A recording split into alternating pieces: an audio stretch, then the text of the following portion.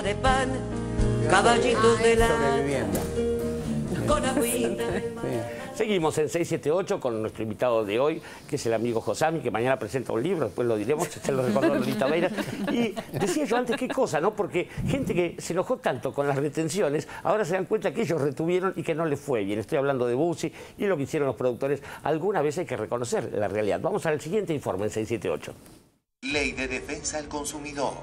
Bussi reconoció que especular les hizo perder plata. En el diario Tiempo Argentino, se veía venir, reconoció el presidente de la Federación Agraria. Bussi, por no liquidar la soja, los productores perdieron millones. La situación del precio internacional del cultivo, ¿ya no le está haciendo un negocio negativo al productor a esta altura? Absolutamente, sí, claro, el productor perdió. Hasta podemos decir, el productor se equivocó o nos equivocamos haber retenido granos y no haber vendido hace 4 meses atrás. Digo, esto es objetivamente así. Pérdidas millonarias para los productores. Días atrás, el presidente de la Sociedad Rural, con tal de no reconocer que fue un error haber especulado, dio 1000 piruetas en el aire. Hace una semana la presidenta nos pegó un reto diciendo, ¿vieron? Por guardarse la soja perdieron plata, porque la soja bajó, si hubiesen vendido antes hubiesen ganado. Malas expectativas, esas malas ondas, muchas veces finalmente termina siendo la autoprofecía cumplida. Uno de nuestros principales commodities, la soja. Se especuló con que el dólar iba a estar, no sé, a 20, 25, 30 pesos, a cualquier cosa. Entonces se recomendaba que no se vendiera soja. Y fíjense ustedes, la soja que llegó a estar a $558, un promedio de 540, 550 dólares durante el tiempo en que no se vendía, hoy bajó a 474 dólares la tonelada. Se estima que en los últimos 15 o 30 días se ha perdido entre 20, 50 dólares por tonelada, por productor, lo cual los pone muy mal, y también de ingresos para el Estado. Mirando lógicamente hoy con el diario de hoy, ¿se equivocó al retener esa producción teniendo en cuenta la baja de los precios internacionales? No, en la lógica del productor no, porque los productos que tiene que comprar siempre van a tener una relación con los insumos que tiene que comprar, ¿me entiendes? Pero ahora esa relación cambió, porque el precio bajó de la soja y los otros subieron.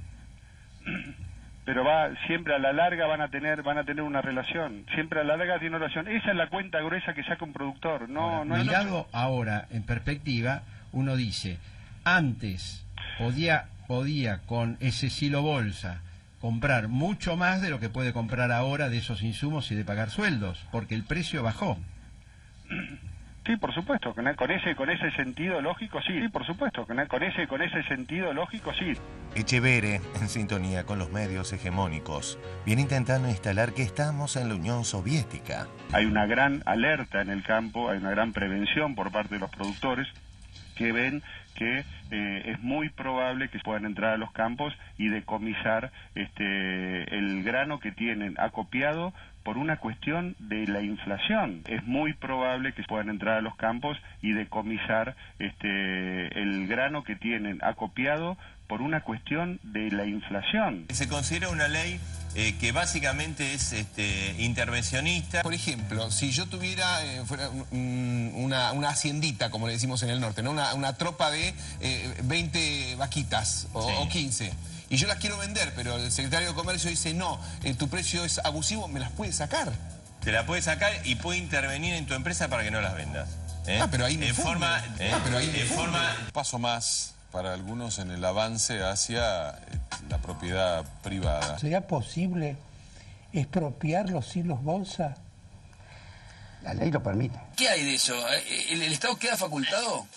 No, digamos, Axel Kicillof lo dijo claro, que no pueden entrar a los campos y tampoco le pueden sacar los granos de la silobolsa. Vos y yo sabemos que el gobierno y el Estado no tienen ni la capacidad ni la voluntad de regular todos los bienes de la economía, todos los precios, ir a llevarse los granos de la silobolsa.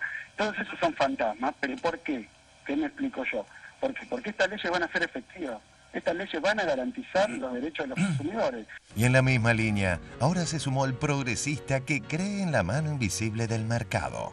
La ley de abastecimiento lo que hace es acotarle los márgenes de rentabilidad a los supermercados, entre otras cosas, digo, ¿no? Pero acotarle los márgenes de rentabilidad a las grandes cadenas, para que no se abusen de esas economías regionales. Pero en general todos los espacios, y corríjame, pero el suyo también votó en contra de la ley. Porque es inconstitucional. No es aplicable esa ley, porque, la reacción clara, que ya lo vivimos en otra historia, es el desabastecimiento. Y creo que en ese camino vamos a una confrontación donde es muy difícil entrar a los campos y decirle, bueno, confiscarle la soja que tienen en los silobolsa, ¿no? Entrar a los campos y decirle, bueno, confiscarle la soja que tienen en los silobolsa, ¿no? Pero, ¿qué funcionario amenazó con eso? No, están los trascendidos en los diarios. No, están los trascendidos en los diarios. Pero, ¿no lo dijo un funcionario lo de los silobolsas, sino en los diarios, dice usted? Claro, como un temor que puede generarse a partir de... Estas cosas son... Y nosotros lo vivimos también, con el temor que se genera en los sectores más humildes, si le van a sacar los subsidios, ¿no? Si ganan otros. Digo, claro. Esas son cosas picardías de la política criolla. Esas son cosas picardías de la política criolla.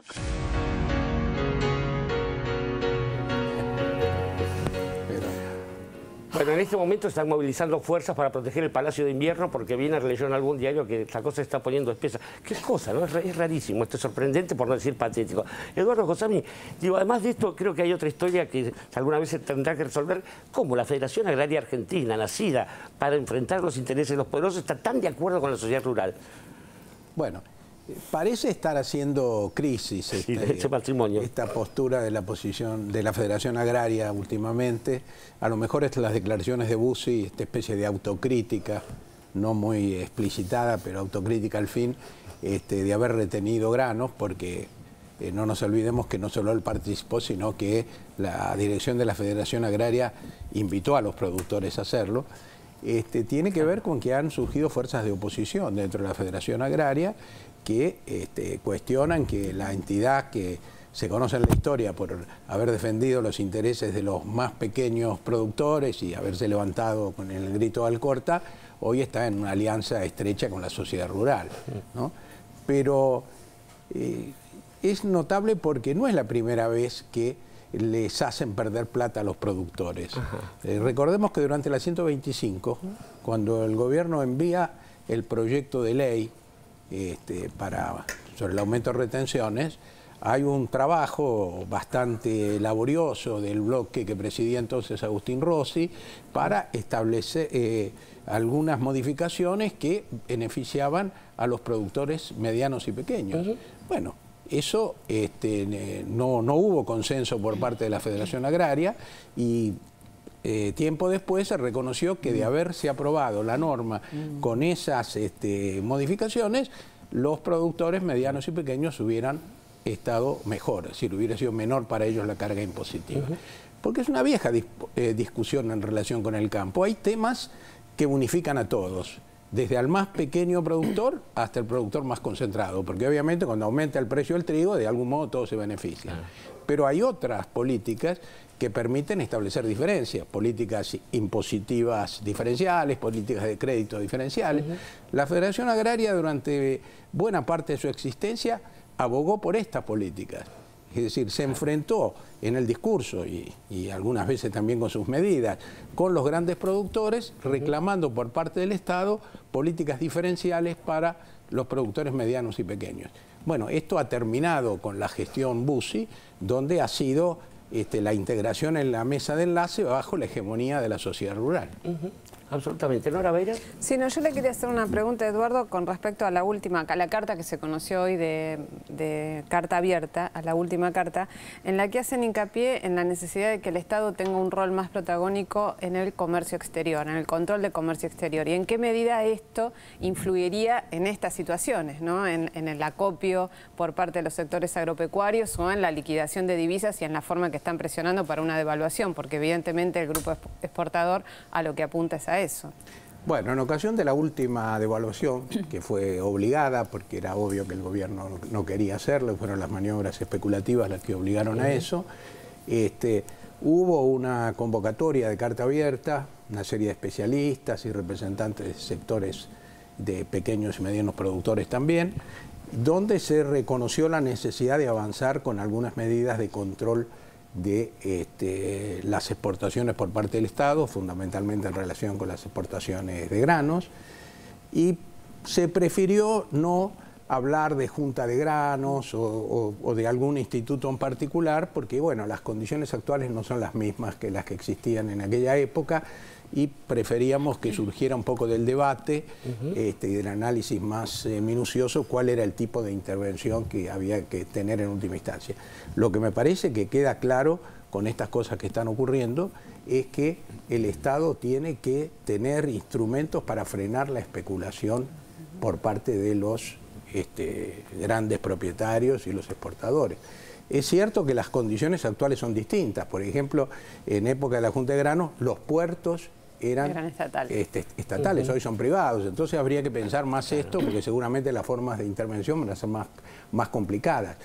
Pero en realidad todo se remite a la misma discusión. Si la ley de abastecimiento se considera inconstitucional y se piensa que esto implica prácticamente establecer el socialismo en la Argentina, bueno, pensar en alguna cosa estilo Junta de Granos ya sería... el infierno, que es lo que sigue el socialismo. En realidad lo que se está discutiendo es una cosa muy simple, pero es si acá hay un conjunto de derechos que establece la Constitución Nacional o hay un único gran derecho que es el derecho de propiedad. Claro. Y los otros pueden regir en la medida que no afecten el derecho de propiedad. Se llama Estados Unidos de América eso, pero bueno, querido Edgardo Moca. Sí, yo retomando lo que decía Eduardo sobre la convocatoria, que efectivamente Bussi la hizo explícita, y que estuvo acompañada por otras intervenciones provocativas. Yo recuerdo mucho lo de Carlos Maslatón, sobre todo porque el sentido no era solamente un sentido especulativo de tipo económico.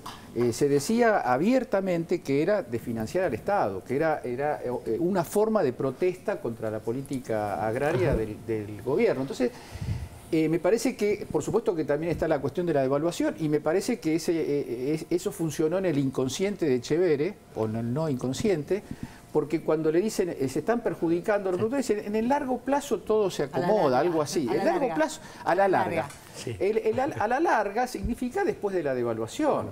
¿Y eso por qué no lo puede decir? No lo puede decir porque el que puede hacer esos cálculos de mediano plazo o de largo plazo es el gran productor. Claro. Es el gran productor. El pequeño productor y el mediano productor, que fueron obviamente perjudicados por esta política, no puede, no debe, no le conviene, y está haciendo la experiencia de lo que es seguir una conducción que, como bien decía Eduardo, abandonó los principios liminares de esa organización, de la Federación. Cintia. Cortito también. Recordar la responsabilidad / irresponsabilidad también de los dirigentes de la oposición, ¿no? Cuando Macri, justamente a tono con esta cuestión, para generar oposición electoral, dijo que él iba a eliminar las retenciones, sin decir de qué manera iba a financiar ese... y también el impuesto a las ganancias. El impuesto a las ganancias, claro, con una irresponsabilidad absoluta, porque... Y las tormentas eléctricas. Bueno, todo. Sí, cuando le decía, ¿cómo vas a hacer para frenar las tormentas eléctricas? Tampoco lo supo. Pero, y vos decías Estados Unidos, y veíamos en el informe a Wiener, y quería hacer énfasis en estas últimas declaraciones de Wiener, además de las del informe, que dice que hay que más respeto para la primera economía del mundo, que son los Estados Unidos, ¿no? Cuando el primero criticó el discurso de la presidenta ante Naciones Unidas, con esa crítica a tono con las editoriales de La Nación, que hablaban de que Cristina había hablado despechada y enojada, etcétera, el mismo tono Wiener, y decía, nosotros seríamos respetuosos de la primera economía del mundo, ¿no? Es como retroceder una década. Sí, cuando me los vamos a ir al último corte, creo, ya en 678, hoy tenemos un programa, y ya volvemos, Si querés saber cómo acceder a la moratoria previsional, presta mucha atención. Para realizar el trámite, los futuros jubilados deberán solicitar un turno en la página web de ANSES, www.anses.gov.ar, llamar al 130 o enviar un SMS al 26737. Allí deberán enviar la palabra moratoria, espacio DNI del solicitante, espacio sexo del solicitante, F si es femenino y M si es masculino. Automáticamente se le otorgará un turno para presentarse en la oficina de ANSES con toda la documentación necesaria. En ANSES se le brindará una atención personalizada con trámites simples y 100% gratuitos, porque la jubilación es un derecho y el acceso a la misma debe ser garantizado por el Estado. Con los nuevos jubilados nos beneficiamos todos. ANSES, con nuestros abuelos y con cada argentino, siempre.